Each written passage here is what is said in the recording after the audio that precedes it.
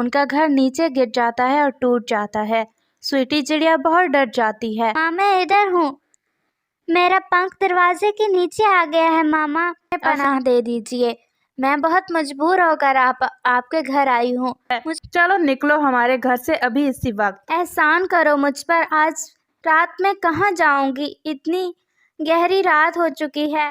रात बहुत गहरी हो चुकी थी और स्वीटी चिड़िया और उसका बेटा पिंकू एक दरख्त के ऊपर रात गुजारते हैं।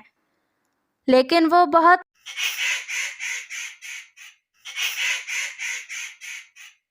जंगल में बहुत तेज हवा चल रही थी और स्वीटी चिड़िया और उसका बेटा पिंकू अपने घर में सहमे हुए बैठे हुए थे। पिंकू, मेरे पास आ जाओ मेरे बेटे। बहुत तेज हवा चल रही है, मुझे हवा से बहुत ज़्यादा डर लगता है। मामा, आपको हवा से इतना ज़्यादा डर क्यों लगता है? इससे तो मौसम बहुत अच्छा हो जाता है ना। अभी वो माँ बेटे ऐसे ही बातें कर ही रहे थे कि हवा के एक तेज झोंके से उनका घर नीचे गिर जाता है और टूट जाता है। स्वीटी चिड़िया बहुत डर जाती है। बेटा पिंकू, मेरे बेटे, कहाँ हो तुम? बेटा। मामा, मैं ठीक हूँ मामा, मैं इधर हूँ। मेरा पंख दरवाजे के नीचे आ गया है मामा। और फिर स्वीटी चिड़िया जल्दी से आगे बढ़ती है और अपने बेटे पिंकू को दरवाजे के नीचे से निकाल लेती है। प्यारे दोस्तों, क्या आपने मुझे सब्सक्राइब कर लिया है? और घंटी के आइकन को दबाना बिल्कुल मत भूलिएगा। बेटा, न जाने ये कैसा इम्तिहान आ पड़ा है मुझ पर। इस अंधेरी रात में अब हम कहाँ जाएंगे? और ऊपर से इस सर्द रात के साथ साथ बहुत तेज हवा भी चल रही है। मामा, आप परेशान क्यों हो रही हैं? वो कालू अंकल है ना, मैंने कई बार देखा है, आप हमेशा ही उनकी मदद करती हैं। आज हम पर बुरा वक्त आया है तो हम क्यों ना उनके घर रात गुजार लें। अरे वाह, मेरा बेटा कितना अक्लमंद है, मेरे तो जहन में ही नहीं थी ये बात। और फिर स्वीटी चिड़िया अपने बेटे पिंकू को लेकर कालू कौवे के घर की तरफ चली जाती है। कालू कौवे के दरवाजे पर दस्तक होती है। अरे ये कौन है इतनी रात में? मैं देखता हूँ। सुनो कालू कौवे, अब जो भी हो, रात बहुत गहरी हो चुकी है। अब कोई भी होगा तो हम उसे अपने घर में नहीं आने देंगे। अरे अरे कौवे, मुझे देखने तो दो, हो सकता है कोई मुसाफिर हो। कौन है? स्वीटी चिड़िया कालू कौवे से कहती है। कौवे भैया, मैं हूँ स्वीटी चिड़िया, मेरी मदद कीजिए। तेज हवा की वजह से मेरा घोंसला गिर गया है। मैं इस वक्त बहुत मजबूर होकर आपके घर आई हूँ। शर्मीलो कौवे, मेरी बात ध्यान से सुनो। स्वीटी चिड़िया ने मेरी हमेशा ही मदद की है, इसलिए मैं अब उसकी मदद जरूर करूंगा। और फिर कालू कौवा शर्मीलो कौवे का जवाब सुने बगैर ही दरवाजा खोल देता है और स्वीटी चिड़िया अंदर आ जाती है। कौवे भैया, सिर्फ आज रात के लिए ही मुझे अपने घोंसले में पनाह दे दीजिए। मैं बहुत मजबूर होकर आपके घर आई हूँ। मुझे पता है कि आप हैं और शर्मीलो कौवे के साथ आपका बेटा भी है। आपके घोंसले में इतनी ज़्यादा जगह तो नहीं है, लेकिन मैं एक कोने के साथ लगकर ही रात गुजार लूँगी। मैं आपको बिल्कुल भी तंग नहीं करूँगी और कल ही मैं अपना घोंसला तैयार कर लूँगी। अरे चिड़िया, इतनी रात है गहरी और ऊपर से सख्त सर्दी भी, हमारे घोंसले में कोई जगह तो नहीं है, लेकिन फिर भी तुम। और फिर कौवे खामोश हो जाती है। स्वीटी चिड़िया बहुत शर्मिंदा थी और वो कौवे से कहती है। शर्मीलो कौवे, मैं शर्मिंदा हूँ, मैंने तुम्हें डिस्टर्ब किया, लेकिन यकीन मानो, मैं अगर मजबूर ना होती तो कभी भी तुम्हें तंग ना करती। मैं एक कोने के साथ ही रात गुजार लूँगी और तुम आराम से अपने घोंसले में सो जाओ। मैं तुम्हें बिल्कुल भी तंग नहीं करूँगी। और फिर शर्मीलो कौवे बहुत नखरा दिखाते हुए अपना मुंह दूसरी तरफ करके सो जाती है और स्वीटी चिड़िया पूरी रात एक कोने के साथ लगकर गुजार देती है और ऐसे ही सुबह हो जाती है।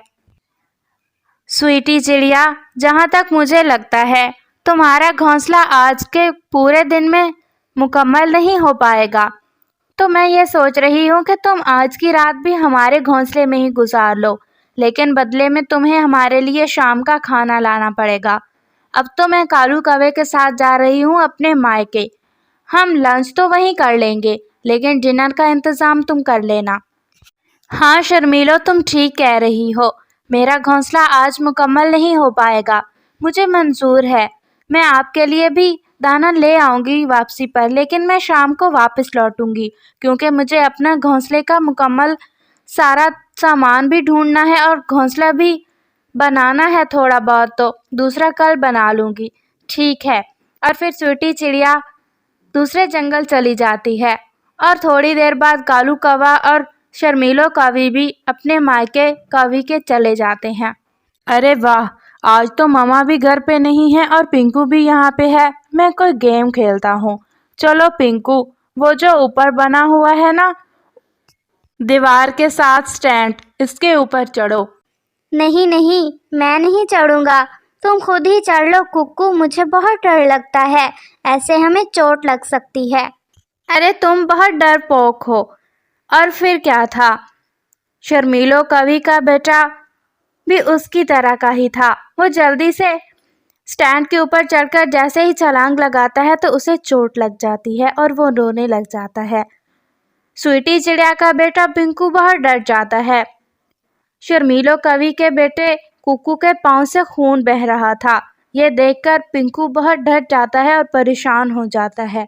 इतनी ही देर में ऊपर से शर्मीलो कवि और कालू कौवा भी आ जाते हैं और शर्मीलो कवि आते ही अपने बेटे कुक्कू के पैर पर जख्म और खून बहता देखकर फौरन से उससे पूछती है, अरे ये क्या कुक्कू, तुम्हें क्या हुआ है बेटा? तुम कहीं गिर गए थे क्या? अगर अब मैंने मामा को सब सच सच बता दिया तो मामा तो मुझे न जाने क्या कहेंगी। और फिर कुक्कू झूठ बोलता है। मामा, मैं और पिंकू खेल रहे थे और पिंकू ने मुझे धक्का दिया है।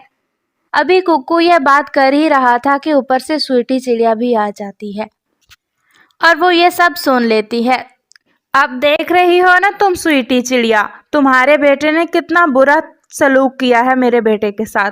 हालांकि हमने तुम पर एहसान किया, तुम्हें पूरी रात अपने घोंसले में पनाह दी और फिर भी तुम्हारे बेटे ने ऐसा किया है। चलो निकलो हमारे घर से अभी इसी वक्त।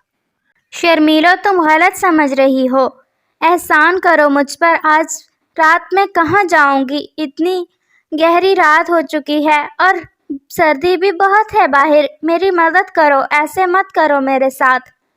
पिंकू मेरा बेटा कभी भी ऐसे नहीं कर सकता, मुझे अपने बेटे पर पूरा यकीन है।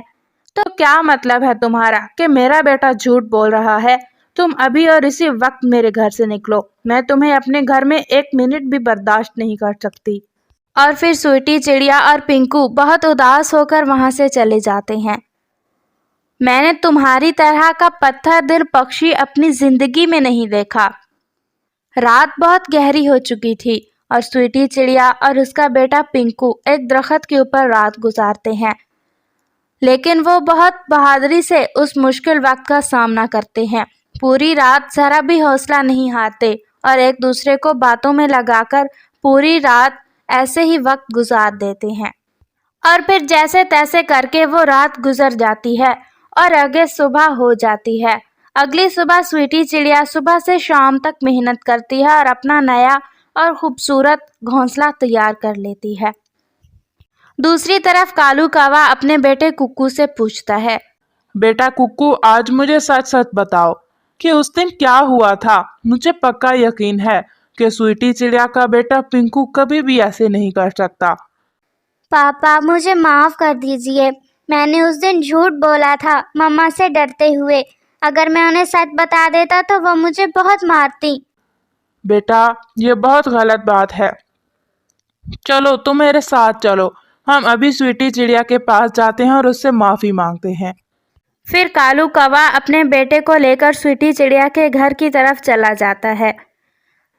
उसके घोंसले से थोड़े ही आगे एक बहुत खूबसूरत और नया घोंसला कालू कौवे को दिखाई देता है और वो जाकर उसके दरवाजे पर दस्तक देता है। स्वीटी चिड़िया बाहर आती है तो कालू कौवे और उसके बेटे कुक्कू को देखकर सब समझ जाती है। स्वीटी आपी, हम बहुत शर्मिंदा हैं। मुझे नहीं पता था। कुक्कू से मैंने आज पूछा तो उसने मुझे सारी बात बताई। चिड़िया पे मुझे माफ़ कर दीजिए, मुझसे बहुत बड़ी गलती हो गई। मैंने मामा से डरते हुए झूठ बोला। कुकू बेटा, कोई बात नहीं, लेकिन मेरी एक बात हमेशा याद रखना, हमें कभी भी किसी से डर कर या किसी के खौफ में झूठ नहीं बोलना चाहिए, क्योंकि एक झूठ को छुपाने के लिए हमें 100 झूठ बोलना पड़ता है और फिर भी हमारा वो झूठ कभी न कभी सामने आ ही जाता है।